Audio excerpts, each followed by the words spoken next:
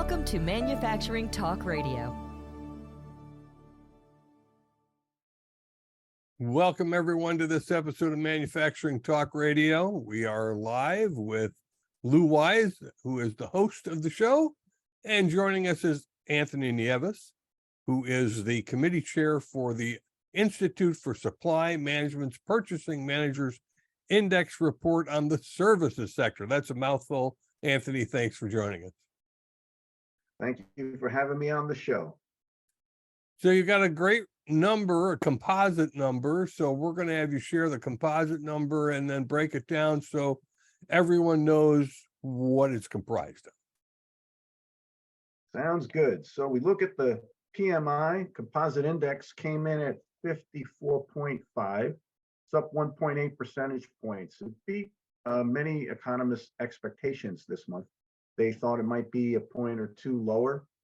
And the index is comprised of four sub-indexes, which is business activity, new orders, employment, and supplier deliveries.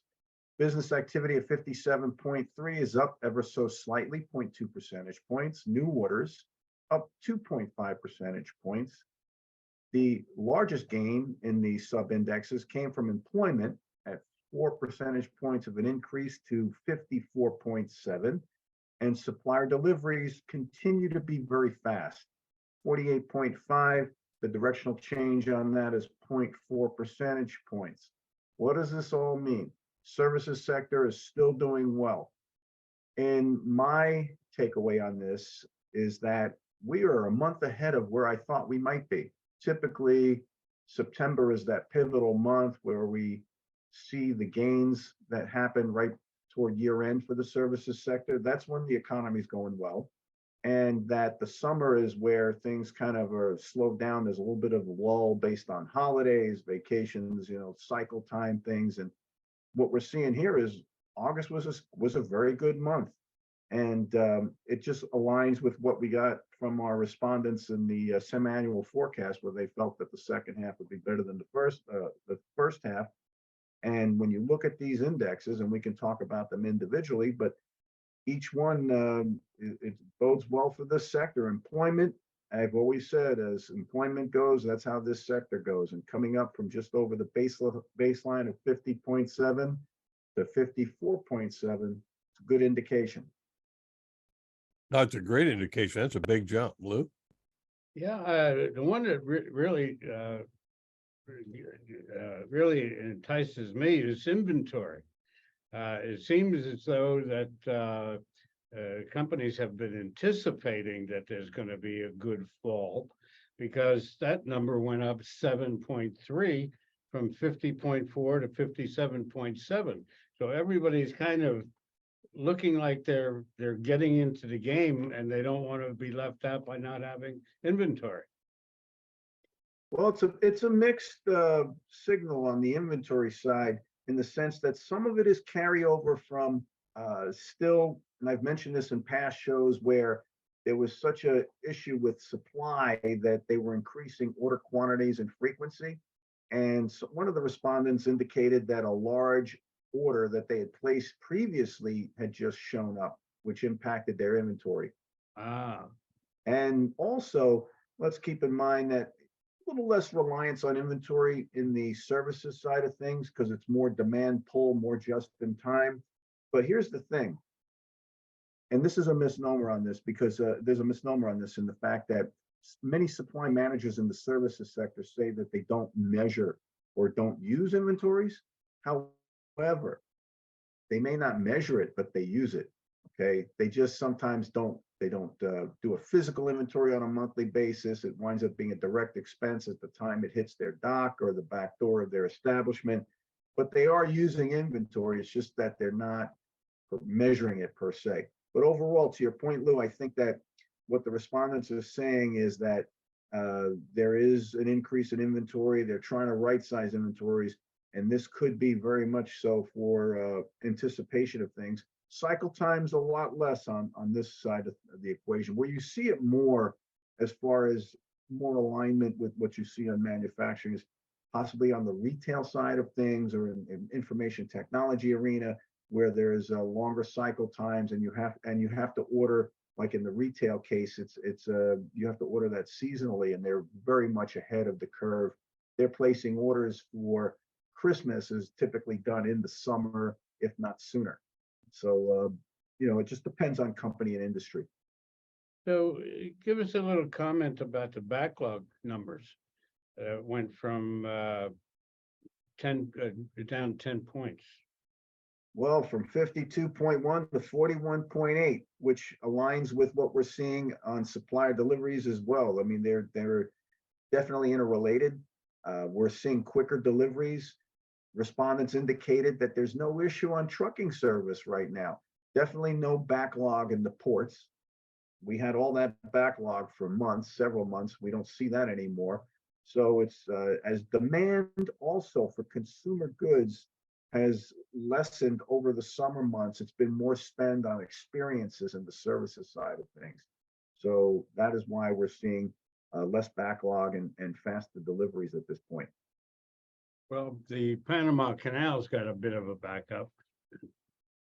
Well, can't remember the last time I went through the canal. Only East Coast goods go through the canal. Over there where you're from, right? Jersey. That's right. That's right. Well, it's amazing that they have a drought down there.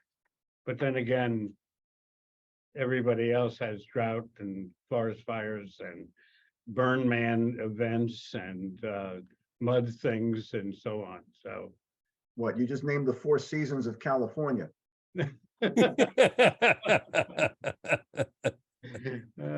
So Anthony, I'm encouraged by employment. That's a really strong number. Definitely. And, interesting enough, I looked through the comments from the respondents, and they were indicating that there's more applicants, better quality of workers available, more people entering the workforce. But also it's been a mixed bag as well, because some companies have experienced attrition. They're not backfilling positions. And it varies because there's certain, as we know, certain industries that are not doing as well as others. And that is the single largest variable expense in the services side, very labor intensive, less reliant on technology as it relates to automation and machines and stuff like you would see in a factory setting. But overall, things are looking up. I mean, I like seeing this.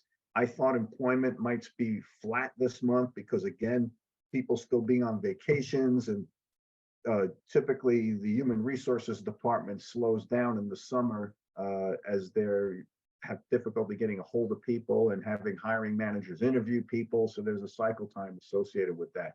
But it seems we're ahead of the curve here. What industries are experiencing a little difficulty, Anthony? Well, there's 13 industries that have growth, and this is on the composite side of things.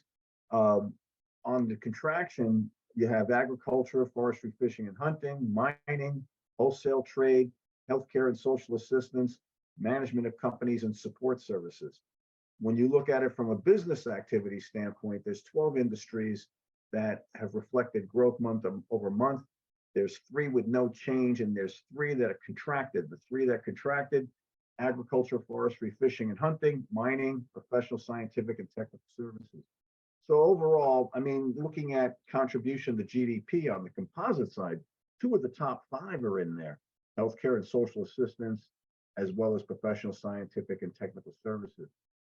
So interesting that real estate, rental and leasing, people always say, well, we're not having the housing starts, we're not having the home sales that we had in the past. Where's all this activity coming from? There's also rental and leasing in there. We know those markets are hot depending on what city you're in. Look at the cost associated with rentals right now, and maybe not so much on the commercial side of things, but definitely on the retail side of things.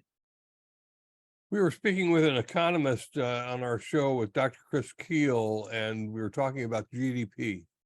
So your number translates into what GDP, because what we're hearing for the third quarter so far is we're running about 3%. Well, when you look at this on an annualized basis, when you take the composite and you transpose that, so 1.6. So it's just under, some are saying that the economy is, maybe around that 2% range is what I heard, and that Is the Fed thinking that we're still going maybe a little too fast here and still trying to combat inflation? Hard to say because it's a combination of two things. Is the economy going full steam ahead too strong? Is inflation, is it coming down a bit? Still questions that need to be answered. I think that what we're seeing now is at this growth and the rate of growth is a good economy that can be sustained. It's not, these huge spikes that indicate that we might overheat a bit. Not at all. But the other thing is when you look at inflation, prices, the rate increase 58.9 up 2.1 percentage points. Prices have reached equilibrium. When you look at where it was back in the day, we were at 80 percentile range, a year ago, a little over a year ago, and we were in the 70s and high 60s, and now we've been in the 50s here for a bit. And that just means that, prices have moderated. Tim has a great explanation for GDP, and it sounds a lot better than the guys who call themselves economists in Washington. So, Tim, give us your number and explain it for our listeners. Yeah, I had some fun looking at GDP and real GDP. Oh, I've done that. Yeah, and real GDP is far more encouraging than what we hear, whatever other number, because so far for 2023, we're running at 5.4% real GDP growth. Those are real dollars, not the government's fuzzy math. Well, you know why they call them two-handed economists?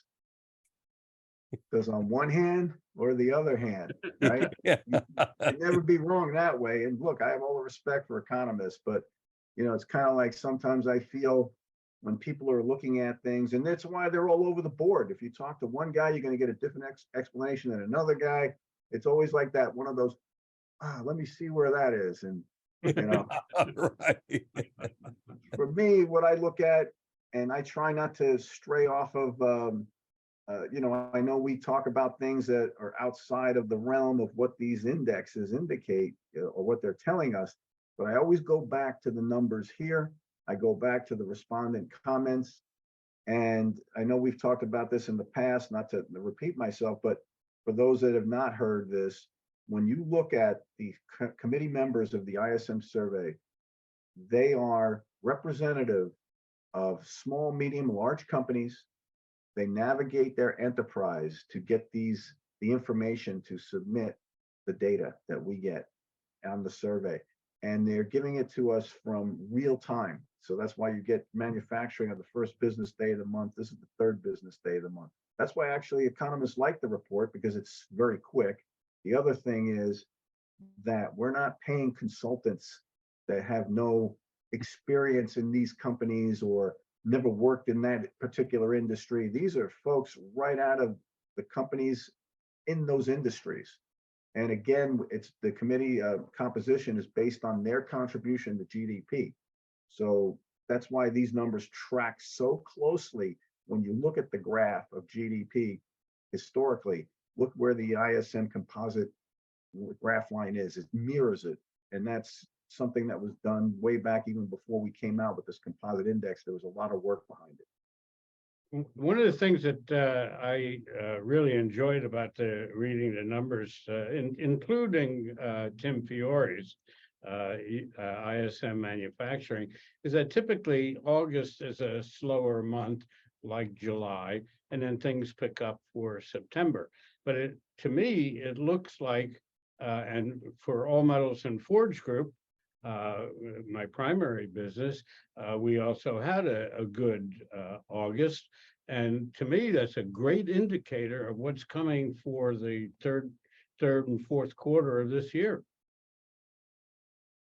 I concur. I mean, I've been saying that all morning. I said we've been a month ahead of where I thought we would be. This to me, August is more like a September month.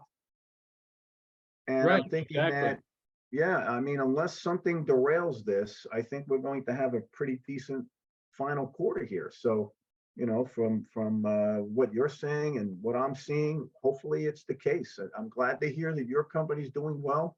especially when it's, manufacturing side of things. Hopefully, we get out of that tranche or that trough or whatever that Tim was talking about, we get out of that. And I'd like to see manufacturing get north of 50 relatively quickly. And if, All Metals and Forge Group can help pull that mule along, let's do it. We're doing it, baby. We're doing it.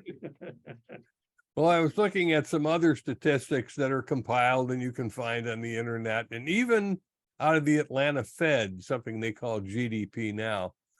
And the forecast, if you look at it for all the way through 2028, is continued growth. They don't have recession in there, or even the R itself anywhere in their projection. So it looks like it's going to be very strong year over year for the next 5 years. So services ought to really enjoy that. Definitely. I think, Tim, we should talk about you trademarking, your research into the real versus GDP, and maybe come up with something like fake GDP, and we can put a nice trademark on that, because why not? I mean, we got regular news, fake news, we got real GDP, fake GDP. I like it. We'll have you contact our lawyers. Yeah. Uh-oh. Why do you want to go muddy the thing up now? Yeah, I know. Yeah. I'm sorry. Anthony and I were talking about lawyers just before the show. all complimentary, I assure you. Of course. Of course. Well, Anthony, where do you see things going through the end of the year? It sounds positive. Services sector sounds positive. We've got a few that are lagging, and I'm just curious, why is agriculture, forestry, mining lagging? Well, it's somebody has to help manufacturing along in the lagging department. I wish I had the answer for that, but no, all seriousness, I think that where we're going, and we never know what might happen next month. And Asia's dragging, Europe's dragging. The global economies are not doing as well as the U.S. economy, and that's a little bit of a concern. I think that there could be potential headwinds, geopolitical concerns. We don't know what keeps going on what's going on with Taiwan and China and Ukraine and Russia and all this stuff that's going on that's impacting global markets. But I do believe that based on where 80% plus of the economy is going in this country, that all indications are we're going to have this sustainable growth throughout the year. We might even have a little bit of an uptick as we get toward the holiday season. Hopefully retail does well this year. I think that as employment goes, this sector goes, and overall economy as well. People employed, people have money to spend. And if we stay on that track, we'll finish up the year strong. And to what you said earlier, there's been no conversation, no dialogue surrounding recession at this point in time. It was the first quarter was the topic of conversation, right? We kid around about it as the big R, right? All of a sudden, it just dissipated. I love what one of the respondents here said. The same experts that were talking about recession were talking about inflation, right? And it looks like, and they actually complimented the Fed and said they've done a good job in staving off inflation. Great. Now let's lower these interest rates already, okay? Yeah. Let the economy boom. Come on. Yes. Maybe yes. it's booming because of the interest rates. Who knows? In this case, they're booming despite the interest rates. Right, right. Exactly. In spite of fake GDP. That's right. Well, Anthony, we appreciate our association with the Institute for Supply Management. I don't know if our listeners are aware, but we've been working with the ISM since our very first show back on November 13 of 2013, I think it was, Lou. That's it. And we are headed into our 10-year anniversary in 2 months with the Institute for Supply Management. Well, that's fantastic. Now, I know my tenure with you guys has not been that long, because I was doing guest spots once in a while. And then next thing I know, it showed up on my schedule as every month thing. I said, either they like me or they just make fun of me. I don't know. But anyway, it's been a pleasure working with you gentlemen. Oh, we love your report, Anthony, and we appreciate you sharing with us every month. I know that you're involved with a lot of media properties and you have a very busy schedule. So we are very thankful that the Institute for Supply Management has made you available to us. And we want to tell people if they want to actually get this report, and especially the comments from your respondents, it's at ismworld.org. And I'd like to mention to our listeners that if you like the show, let us know. At the on the show, there's a subscribe button and a like button, and we would greatly appreciate if you bump those numbers up, just like the GDP. Anthony, once again, thanks for joining us. Thank you very much, gentlemen. Always a pleasure. Thank you much. Have a great day. We will, and we want to thank all of our listeners, all of our viewers, and as Lou says, hit the subscribe button, keep us rocking and rolling. Thanks for being with us. That's our show for today. Thanks for listening. If you enjoyed this episode and would like to support the show, please like and subscribe, share on social media, or leave a review. You can find us on YouTube, Spotify, Apple Podcasts, Google Play, Rumble, or your favorite podcast app. Visit us online at mfgtalkradio.com for our other episodes. We have also included links to our advertisers below. Thanks again, and we'll see you next week.